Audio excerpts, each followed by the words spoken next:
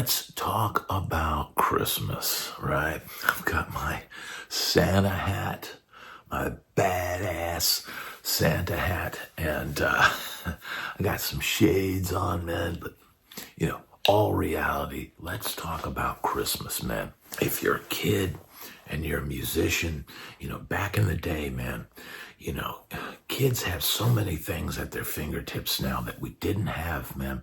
Maybe the reason why a lot of us played guitar or played instruments or sang or played in bands and stuff like that is because, man, we didn't have all the stuff kids have now. I have to explain to my daughter what the world was like when I was a kid, and she'll ask me, "Dad, did you play this video game when you were a kid?" I said, "No, they didn't have this video game." "Well, why didn't they have it?" "Because they didn't have computers when I was a little kid." "Well, what did you have?" I said, "Well, you know what we did have? We had Pong." And I can remember my dad getting me a Pong. I think it might have been a Christmas gift. And, the rumor was back then that you can't plug it into your nice TV because it'll ruin the TV. So I had a little black and white TV and Pong. And, you'd sit there and turn it on and play Pong. And you just thought it was the coolest thing in the world. We didn't have a whole lot of that stuff, man, until much, much later. Yeah, there were some people that had, I don't know, maybe it was an Atari or Activision or stuff like that. But I can remember those little football games where you'd sit there with it's Mattel or something, and it was just the little dots, and three dots, and you'd try to maneuver them. Man, times were way different. And if you were a musician and you were a kid and you wanted to play guitar, man, Christmas was the greatest day of the year, because that was the one time of the year where you could say, "Man, I really want a guitar," or "I really want a bass," or "I really need a PA so that, my garage band, so we can start playing gigs." And Christmas would always be those times. And this is partly why I'm doing this, is I want everybody in the comments to tell me about your greatest Christmas. Tell me about that time you got the guitar of your dreams, or something went awry, or you didn't get what you want. Let me know in the comments, because, man, Christmas was a magical time as a kid. And as a musician, man, it was like the one time of year where you could say, "Okay, what do I want to get this time of year? What do I want to get for Christmas? What do I need? Do I need a guitar?" And I think the first musical instrument I got for Christmas, one year somebody bought, and it was like I think it was like Woolworth acoustic guitar. And man, it was kind of, I don't know, man, that thing was, I don't think it was playable. I don't think I ended up learning on that, but maybe I learned a few chords on that. But eventually somebody got me, for Christmas, I got a Yamaha classical guitar, and they had bought it from my grandmother, down in Florida, had bought it from a neighbor or somebody that she knew, and he had played guitar. And so she bought it, I think, for $75. And it was a used Yamaha classical guitar. And he threw in like a few Guitar Player magazines. So I had this Yamaha classical guitar, and it was, man, for that style of guitar, man, those guitars played great, and I was so elated. And that was right about the time that I was really starting to be able to play, chords on the guitar and play songs. So I was, man, very young. Once I figured out, if I put my fingers in these places and strum like I'd seen people do on TV, that I could play these songs. And I had a voice, because I had always sung along to records as a kid. I was always humming a melody.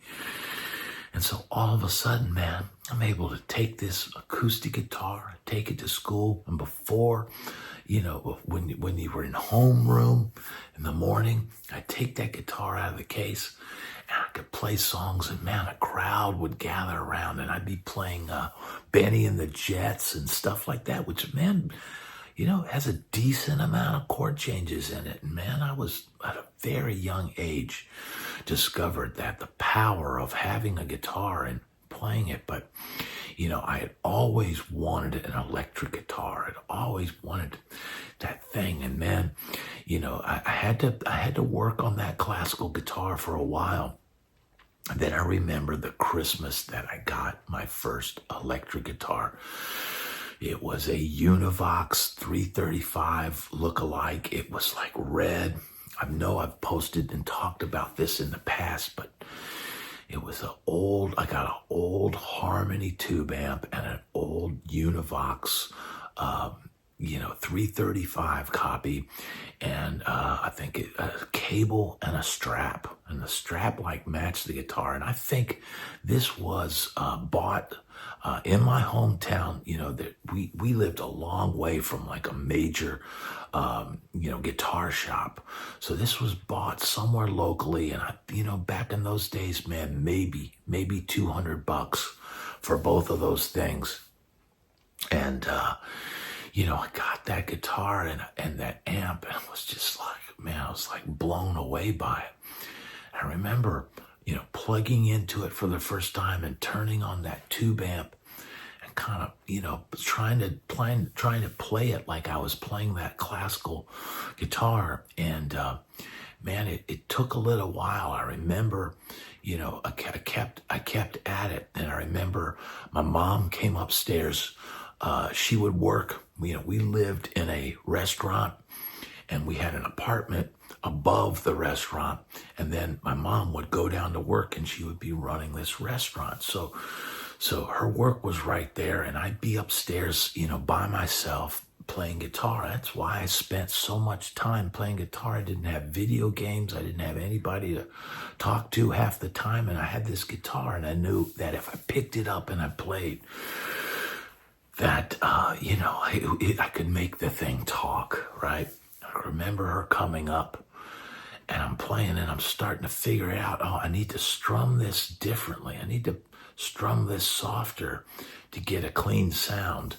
And I remember her coming up and telling her, I think I'm getting it. I'm figuring it out. I'm figuring out how to play this thing. And, and just in passing, and she came in, very cool, and then she went back down to work. And it was a great Christmas getting that. I can remember that guitar. I can remember what it smells like. I remember the smell of the amp. Wish I still had that old tube amp, because man, from what I can remember and what my ears and mind remember, is it was a glorious sound. And you could turn that thing all the way up and get some gnarly tweed-like distortion. I can remember having a coily cable and that 335 thing, and I would stand in front of the mirror, at this large mirror in our living room, and I would play that guitar and I would sing songs, and I just imagined that one day I would get to be on the big stage and get to play for thousands of people. And I can remember my grandmother saying to me, one day you're gonna pull up in a Rolls Royce and pick me up and take me to your concert. And I thought, man, she had more faith in me than probably anybody. And man, I never got to do that. I never got to pull up in a limousine, but I can remember calling her, and I was in a tour bus, and we were in Gainesville, about an hour away from where she lived. And, she was very, by that time, I was probably, I was 45 years old, and I'm out on the road. I'm on a tour bus, and I'm touring all over and playing, 100 plus shows a year, and calling her, and I'm playing, I'm down the road, and we're on tour, and we're all that, and she's like, oh, that's so good, and this, and she says, I just don't think I can make it. And she had come before when I played with Gary Lewis and the Playboys. We had played down in Tampa, Florida, at the Busch Gardens here. And she had come and seen the show, and it was, she had to come in a wheelchair and see me play on that stage. And I know she must have been proud because, she was there when I was playing that first electric guitar and plugged into that first tube amp and playing gigs. And all along the way, she had always, supported, and whatever they would get together and, hey, what can we get, Brad? And she was the one that got me that first acoustic guitar, and she would always chip in, she would always chip in and support what I was doing musically. And, Christmas was a magical time. Like I said, I want to hear from everybody in the comments. Tell me what your best Christmas was. Tell me the one with the biggest disappointment, but tell me, what happened to you for Christmas? Because, man, I get so inspired by hearing everybody's stories. Now, I can remember another Christmas. This is several Christmases later. I'd started getting garage bands together. I'd started playing with people, and we had to rent a PA a few times to go play, gigs. And, the people at the music store that we came to know now, about an hour away from our my small town, they had said, hey, if you get this much power and you get this speaker and you get this and 3 or 4 microphones, you'll have enough volume to get over the drum set. And that was really the thing. That's what it's always kind of been about, whether you're a guitar player or you're getting a little small PA system. You got to have something that'll get you over the drum set. And so I remember one year I said, can I get a PA? Can I get a PA? And PV was the stuff back then. If you wanted budget, if you wanted inexpensive, it was the biggest, option out there, and the best if you were just starting out. And you could get the inexpensive PV speakers and the PV head, and so I had asked for a PA head and a couple of speakers for Christmas. And so, and I would often, this is still where it was one of those things where your Christmas present was always hid. You never knew what you were going to get. And you hoped, you said, I'd really like to get a PA, but you don't know if you're going to get it. So everybody pitched in. The business pitched in. My grandmother pitched in. My mom, everybody threw in a few bucks and got me a PVXR 600B. It looked like an amp head, right? But it had I think it was 6 channels or 8 channels, and you could plug your mic in the front, and had a little EQ and a little spring reverb, and then a graphic EQ on the side, and power, right? And then a couple, small but decent sized PV PA speakers. And it was sort of a match set. And I'd gotten up in the middle of the night and saw it out there, and there it was, on the couch. But I'm like, something's not right. Something's not right. And it was PA head, I think, was on the ground next to the couch. Well, we had this Boston Terrier back in the day, and she was a little pig. She was a little pig. And back in those days, we would cook all of these hams. The restaurant would sell Virginia hams, and so there would be hams all over the kitchen. We would be up all night, cooking the hams, putting them in a pot, and cooking them, and then it was all this whole process of getting them ready to sell. Well, apparently that night, because we had had so many hams, and somebody forgot to close the door that would go into the kitchen downstairs. Somebody forgot to close the door, and there was a ham down there on a lower shelf. And this is Virginia ham. Virginia ham is salted ham. It's salt cured, which means back in the day when Columbus and people like that, they would take salted meats because salted meat doesn't spoil. So we had this salted ham, this salt cured ham down on the lower shelf. And that dog in the middle of the night had jumped off the bed, gone downstairs, and the door was open and went in that kitchen, and that ham that was on the lower shelf, it had gone to town on that ham.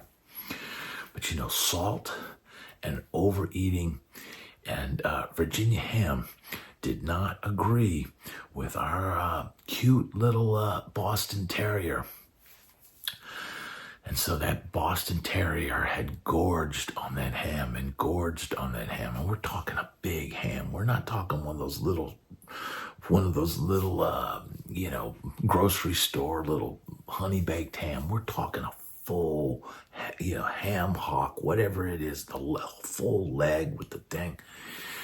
Dog had gone to town on that ham and come back upstairs, and just so happened that when it got upstairs, there was my PA head, and it literally got sick all over the PA head. And so I woke up in the middle of the night and I see the PA head, and I'm all, oh, this is awesome. And I'm so excited. You'd be a kid at Christmas, man, you can't sleep.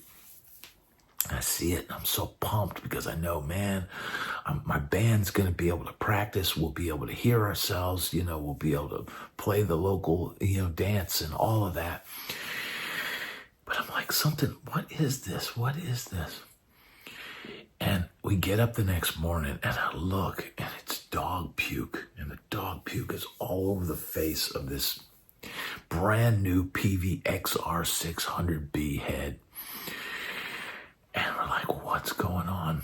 And then we see, it's dog puke. And then we go downstairs and see the ham that was just gorged. The dog had gotten sick with Virginia ham all over the front of this PA head. So I spent all Christmas morning the cracks and crevices of that PV Tolex trying to get all the puke and ham out of the crevices and cracks of this PA head. Testament to PV back then.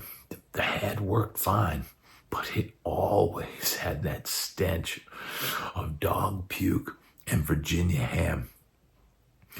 But I'll never forget that Christmas and getting that PA head and those speakers and that dog that had gorged on Virginia ham and gotten sick all over my Christmas present. But you know what? It didn't matter at the time, and now looking back on it, you look back and you laugh. And it was just another great Christmas, because even with dog puke and Virginia ham all over it, it was a great Christmas because I was able to take that down to the garage, the little storage, building that we rehearsed in, and crank it up, and was on my way. But man, Christmas is such a magical time, being a kid and getting those gifts. And when you're a musician, man, it could be the greatest day of your life. Let me know in the comments some of your greatest Christmases, or maybe some of your greatest disappointments. I'd love to hear about them. And you know what? To everyone out there, have a merry and wonderful Christmas. Have a happy holidays, a happy Hanukkah, and whatever you worship or whatever you see. I just hope that everyone out there has an amazing day. It's all about family. It's all about memories.